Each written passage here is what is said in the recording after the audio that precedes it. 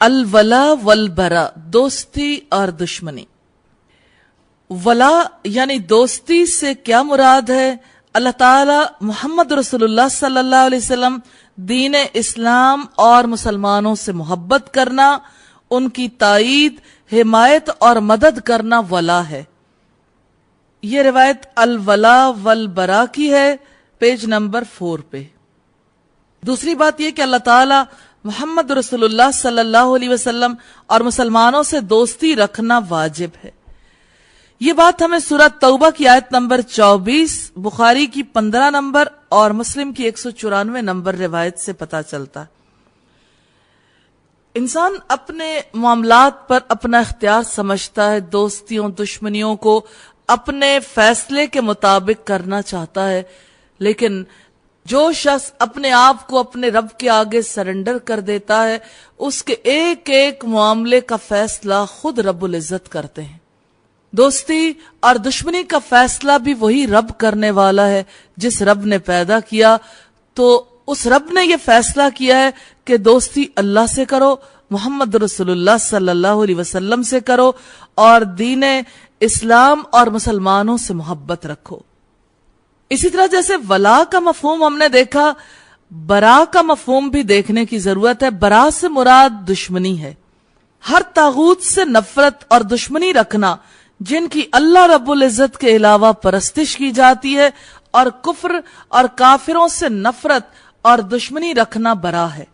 یہ بات بہت اہمیت کی حامل ہے۔ کافروں کو دیکھ کر متاثر ہونا، ان جیسا لائف سٹائل اختیار کرنا، اس کی اسلام میں کوئی گنجائش نہیں ہے۔ الولا والبرا جو ہے یہ عقیدے کا حصہ ہے۔ دوستی اور دشمنی اسی سے ہوگی جس سے رب چاہتا ہے۔ تو رب نے یہ مقرر کر دیا ہے کہ کافروں اور کفر سے دشمنی رکھی جائے گی۔ الولا والبرا میں یہ پیج نمبر 4 پر موجود ہے۔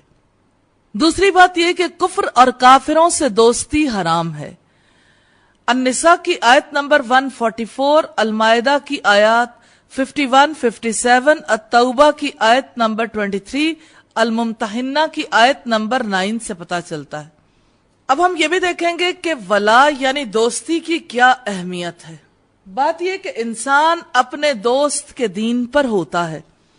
ابو داؤد کی 4833، ترمذی کی 2378 نمبر روایت سے پتہ چلتا ہے، رسول اللہ صلی اللہ علیہ وسلم نے فرمایا، المرء علی دین خلیلہ، آدمی اپنے دوست کے دین پر ہوتا ہے۔ دوسری اہم بات یہ کہ دوستی اثر انداز ہوتی ہے۔ بخاری کی 5534 نمبر روایت سے پتہ چلتا ہے۔ تیسری اہم بات یہ ہے کہ انسان قیامت کے دن انہی لوگوں کے ساتھ ہوگا جن سے دنیا میں اس نے دوستی رکھی۔ بخاری کی 6168 نمبر روایت سے پتہ چلتا ہے۔ تو دوستی کی اہمیت ہے، اس لیے کہ دوستی اثر انداز ہوتی ہے، انسان دوست کے دین کو قبول کرتا ہے، اور دنیا میں جو دوست انسان بنائے گا قیامت کے دن بھی انہی کے ساتھ ہوگا، اور اگر برے لوگوں کی دوستی ہوئی تو یہ جہنم تک پہنچانے والی ہوگی۔ اللہ تعالی ہمیں برے لوگوں کی دوستی اور خاص طور پر کافروں کی دوستی اور اہل کفر کو اچھا سمجھنے سے محفوظ فرمائے۔ اب یہ دیکھنے کی بات ہے کہ مومن کی ولا، دوستی کا مستحق کون ہے؟ مومن کی دوستی کے مستحق اللہ تعالی، محمد رسول اللہ صلی اللہ علیہ وسلم اور اہل ایمان ہے۔ المائدہ کی آیت نمبر 55 اور 56 سے پتہ چلتا ہے۔ یہ بھی دیکھنے کی ضرورت ہے کہ برا یعنی دشمنی کا مستحق کون ہے؟ سارے باطل معبود۔ البقرہ کی آیت نمبر 256 سے پتہ چلتا ہے۔ اور دوسری بات ہے تمام اسلام دشمن، کافر اور مشرک حق رکھتے ہیں کہ مسلمان ان سے نفرت کریں، ان سے دشمنی رکھیں۔ الممتحنہ کی آیت نمبر 4، التوبہ کی آیت نمبر 114 اور الممتحنہ کی آیت نمبر 9 سے پتہ چلتا ہے۔ اسی طرح یہ بھی دیکھنے کی ضرورت ہے کہ اہل ایمان سے دوستی رکھنے کی کیا اہمیت ہے۔ اللہ تعالیٰ اہل ایمان سے دوستی رکھتے ہیں، جس سے رب دوستی رکھے اس سے کیوں نہ دوستی رکھیں۔ المائدہ کی آیت نمبر 93 اور الصف کی آیت نمبر 4 سے ہمیں پتہ چلتا ہے۔ दूसरी बात यह कि अंबिया अहले ईमान से दोस्ती रखते थे, तो जिनसे अंबिया दोस्ती रखें, मोमिनों को भी उन्हीं से दोस्ती रखनी चाहिए। नूह की आयत नंबर 28, इब्राहिम की 41, यूसुफ की 101 और मुस्लिम की 499 रिवायत से पता चलता है। यहां तक पहुंच के हमें पता चल गया कि अल वला वल बरा यानी दोस्ती और दुश्मनी का मुस्तहिक कौन है और किससे मोमिनों की दोस्ती होनी चाहिए, किससे मोमिनों को नफरत करनी चाहिए।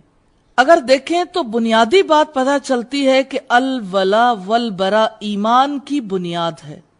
इसकी दलील रब्बुल इज्जत का फरमान है। अल माइदा की आयात हैं 80 और 81। तुम इनमें से अक्सर लोगों को देखते हो कि वो काफिरों को दोस्त बनाते हैं।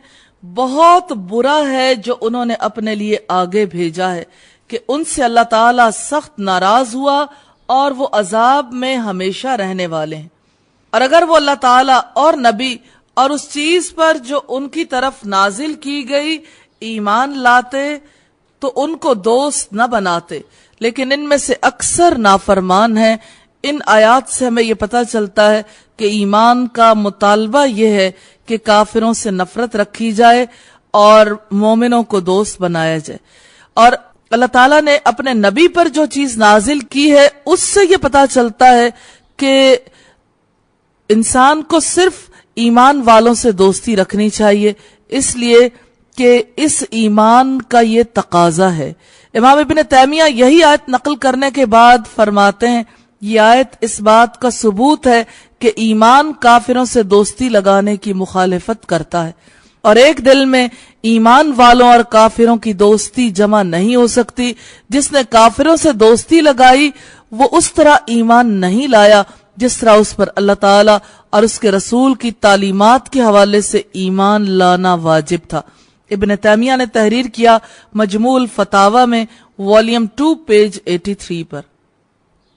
इसी तरह यह देखने की जरूरत है कि अल्लाह ताला मोहम्मद रसूलुल्लाह सल्लल्लाहु अलैहि वसल्लम और ईमान वालों से दोस्ती की क्या अलामात हैं। पहली बात यह कि अपने दीन को बचाने के लिए कुफ्फार के मुल्कों से मुसलमानों के इलाकों की तरफ हिजरत करना। बातें बहुत अहम हैं। बात इस एतबार से अहम है कि काफिर इलाकों में रहने की इस्लाम इजाजत नहीं देता। काफिरों के मुल्कों में रहना, काफिरों के मुल्कों में रिहाइश इख्तियार करना, ये इस्लामी नुक्ता नजर से दुरुस्त नहीं है। और अल्लाह और उसके रसूल और ईमान वालों से दोस्ती की अलामत यह है कि उन मुल्कों से हिजरत करके मुसलमानों के इलाकों की तरफ आ जाएं। अन्निसा की आयात है 97 से 99। लोग कहते हैं कि हमारा कारोबार वहां है, बिजनेस छोड़ के हम कैसे आ सकते हैं। अल्लाह का हुक्म है, अल्लाह बड़ा है यह बिजनेस, रिस्क तो उसने देना है। दूसरी बात यह है जो कही जाती है कि आज मुसलमानों के मुल्कों में इस्लाम कहां है। बात यह है कि मुसलमानों के इलाकों की तरफ आने के लिए कहा गया, ये अल्लाह का हुक्म है। जो इस्लाम के मुताबिक नहीं चलता या अगर इस्लाम का कानून नहीं है तो इसकी जिम्मेदारी आने वालों पर नहीं है। जो हुक्म पूरा करना चाहता है उसके लिए रास्ता मौजूद है कि वो अल्लाह के हुक्म के मुताबिक हिजरत कर जाए, उसकी हिजरत कबूल हो जाएगी। उसके क्या असरात मरतब होंगे इसकी तरफ तवज्जो करने की जरूरत नहीं है। रिस्क अल्लाह के इख्तियार में और ईमान रब ताला की मर्जी से इंसान के दिलों के अंदर जागजी होता। दूसरी बात यह कि मुसलमानों की माल जान और हर एतबार से मदद करना अत-तौबा की आयत नंबर 71 से पता चलता है। बुखारी की 2446 नंबर रिवायत से पता लगता है। तीसरी अहम बात यह कि अगर मुसलमान दीन के मामले में मदद तलब करें तो उनकी मदद करना अत-तौबा की आयत नंबर 72 से पता चलता है। चौथी अलामत यह है कि मुसलमानों की खैरखाही करना बुखारी की 13 नंबर और मुस्लिम की 170 रिवायत से पता चलता है। पांचवी बात यह कि मुसलमानों को धोखा न देना मुस्लिम की 283 नंबर रिवायत से पता चलता है। छठी बात यह कि मुसलमानों से हसद और बुग़्ज़ न रखना मुस्लिम की 6526 नंबर रिवायत से पता चलता है। सातवीं अहम बात यह है कि मुसलमानों की इज्जत और एहतराम करना और उनमें ऐब और नक्स तलाश करने से बचना। الحجرات کی آیت نمبر 12 سے پتا چلتا ہے یہ بہت اہم علامت اللہ اس کے رسول اور ایمان والوں سے دوستی کی علامت ہے. اور کتنے ہی لوگ ہیں جنہوں نے یہ طے کر رکھا ہے کہ کسی کی عزت کی دھجیاں بکھیرے بغیر نہیں رہیں گے، اور کتنے ہی لوگ ہیں جن کی نظر اٹھے تو ہمیشہ عیب تلاش کرتی ہے، نقص تلاش کرتی ہے، لیکن دوسروں کی خوبیاں اور بھلائیاں انہیں نظر نہیں آتی. اللہ سے دعا ہے کہ اللہ تعالی ہمیں مسلمانوں کی عزت اور احترام کرنے کی توفیق عطا فرمائے. 8ویں بات یہ ہے کہ مسلمانوں کی خوشی کو اپنی خوشی اور ان کے غم کو اپنا غم سمجھا جائے. بخاری کی 6011 نمبر روایت سے پتا چلتا ہے. 9ویں بات یہ کہ مسلمانوں سے میل جول رکھنا اور ان سے ملاقاتیں کرنا. مسلم کی 6572 نمبر روایت سے پتا چلتا ہے.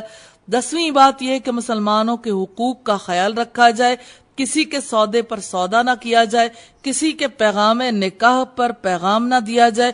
بخاری کی 2140 نمبر روایت سے پتا چلتا ہے. 11ویں بات یہ کہ کمزور مسلمانوں کے ساتھ نرمی اور شفقت سے پیش آیا جائے. الکہف کی آیت نمبر 28 سے پتا چلتا ہے اور بخاری کی 2896 نمبر روایت سے پتا چلتا ہے. 12ویں بات یہ ہے کہ مسلمانوں کے لیے دعائیں اور استغفار کی جائے. الحشر کی آیت نمبر 10 اور سورہ محمد کی آیت نمبر 19 سے پتا چلتا ہے. ہم نے یہ دیکھا کہ اللہ تعالی محمد رسول اللہ اور ایمان والوں سے دوستی کی کیا علامات ہیں. ان کے لیے دعائیں اور استغفار کرنا، ان سے نرمی سے پیش آنا، ان کے حقوق کا خیال رکھنا، میل جول رکھنا، ملاقاتیں کرنا، خوشی اور غم کو اپنی خوشی اور غم سمجھنا، ان کی عزت کرنا، حسد نہ کرنا، خیرخواہی کرنا، دھوکہ نہ دینا، اور مسلمانوں کی مدد کرنا، اور پھر کافر علاقوں سے مسلمان علاقوں کی طرف ہجرت کرنا. اللہ سے دعا ہے کہ اللہ تعالی ہمیں ان علامتوں کو پورا کرنے کی توفیق عطا فرمائے. اب یہ دیکھنے کی ضرورت ہے کہ اللہ تعالی محمد رسول اللہ اور مسلمانوں سے دوستی کا کیا انعام ہے. پہلی بات تو یہ ہے کہ ان کے لیے نہ کوئی خوف ہوگا اور نہ وہ غمگین ہوں گے. سورہ یونس کی آیت نمبر 62 سے پتا چلتا ہے. دوسری بات یہ ہے کہ یہی لوگ کامل ایمان والے ہیں. ابو داؤد کی 4681 نمبر روایت سے پتا چلتا ہے. اور تیسری بات یہ ہے کہ اللہ تعالیٰ بھی ان سے محبت رکھتا ہے. مسلم کی 6549 نمبر روایت سے پتا چلتا ہے. چوتھی بات یہ ہے کہ انسان قیامت کے دن اسی کے ساتھ ہوگا جس سے اس نے محبت کی. بخاری کی 6167 نمبر روایت سے پتا چلتا ہے. اور پانچویں بات یہ کہ قیامت کے روز اللہ کے ہاں بلند مراتب اور منازل کی وجہ سے انبیاء اور شہداء بھی ان پر رش کریں گے. ابو داؤد کی روایت 3527 سے پتا چلتا ہے. جیسے ہم نے دیکھا اہل ایمان سے دوستی کی کیا علامات ہیں، ایسے ہی ہم دیکھیں گے کفر اور اہل کفر سے دوستی کی کیا علامات ہیں. پہلی بات یہ ہے کفر سے اور اہل کفر سے دوستی کی علامت کفار کی مشابہت اختیار کرنا. ایسا کرنا حرام ہے، چاہے یہ مشابہت کسی پہلو کے اعتبار سے ہو. ابو داؤد کی 4031 نمبر روایت سے پتا چلتا ہے. دوسری بات ہے کافروں کے علاقوں کی طرف سفر کرنا. تیسری بات ہے کافروں کے علاقوں میں رہائش اختیار کرنا. اپنا دین بچانے کے لیے ان علاقوں سے منتقل نہ ہونا. النساء کی 97 سے 99 نمبر تک کی آیات سے پتا چلتا ہے. چوتھی بات ہے کافروں سے تعاون کرنا اور ان کا دفاع کرنا. اس عمل سے انسان دائرہ اسلام سے خارج ہو جاتا ہے. آل عمران کی آیات 118 سے 120 تک کی آیات سے پتا چلتا ہے. پانچویں بات ہے کافروں کے تہواروں میں شرکت کرنا جو جھوٹ اور لغو پر مبنی ہوتے. مثال کے طور پر بسنت ہے، ہولی ہے، کرسمس ہے اور اسی طرح کے دیگر تہوار ہیں. الفرقان کی آیت نمبر 72 ہے. اور یاد رکھیے گا یہ کفر سے اور اہل کفر سے دوستی کی علامت ہے جس کی وجہ سے اللہ تعالیٰ کے یہاں انسان کا اسلام قبول نہیں ہوتا. اسی طرح کافروں کے ناموں پر اپنے بچوں کے نام رکھنا، پھر کافروں کی تہذیب اور طور طریقوں کی مدح کرنا. طٰہٰ کی آیت نمبر 131 سے پتا چلتا ہے. ہمارے یہاں یہ مدح سرائی ہر وقت جاری رہتی ہے اور ضرور اس طرف توجہ کرنی چاہیے کہ ایسا لا علمی اور جہالت کی بنیاد پر اگر ہوا تو اللہ تعالیٰ سے توبہ استغفار کرنی چاہیے اور آئندہ سے کافروں کی تہذیب اور طور طریقوں کی مدح کرنی چھوڑ دینی چاہیے۔ 8ویں بات یہ کہ ہر جگہ کافروں کی تاریخ میلادی کو استعمال کرنا، دراصل یہ ان کے شعار میں شرکت ہے۔ اللہ سے دعا ہے کہ اللہ تعالی ہمیں تاریخ میلادی سے، خاص طور پر یہ کیلنڈر جو ہے، اس کے علاوہ اسلامی کیلنڈر کو اختیار کرنے کی توفیق عطا فرما دے۔ یہ اجتماعی طور پر کیے بغیر انفرادی طور پر کرنا ممکن نہیں ہے۔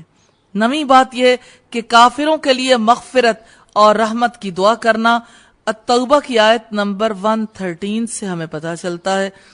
یہاں سے ایک اور بات جس کی طرف توجہ کرنا ضروری ہے وہ یہ کہ کیا کافروں اور مسلمانوں کی دوستی ممکن ہے؟ کافروں اور مسلمانوں کی دوستی ممکن ہی نہیں۔ البقرہ کی آیت نمبر 122، 135 اور سورہ الکافرون سے پتہ چلتا ہے۔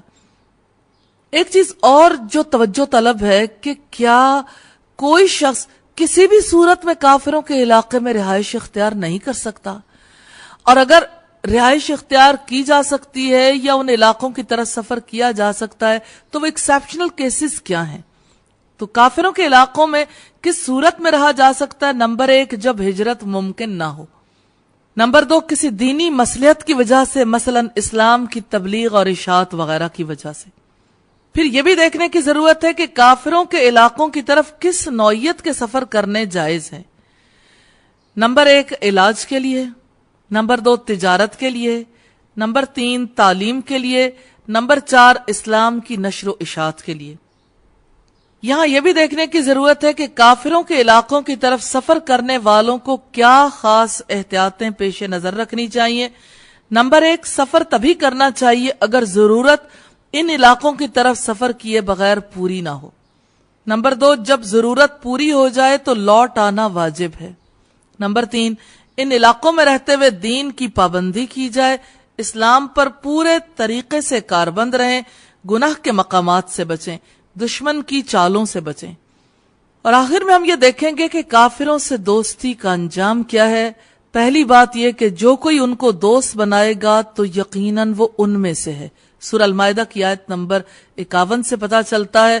اور دوسری بات یہ کہ اس کو اللہ تعالیٰ کی طرف سے کوئی حمایت حاصل نہیں ہوگی، آل عمران کی آیت نمبر 28 سے پتہ چلتا ہے۔ تیسری بات یہ کہ اس پر اللہ کا غضب ہے اور اس نے اس کے لیے دردناک عذاب تیار کر رکھا ہے، المجادلہ کی آیات 14 اور 15 سے پتہ چلتا ہے، 15 سے پتہ چلتا ہے، 15 سے پتہ چلتا ہے۔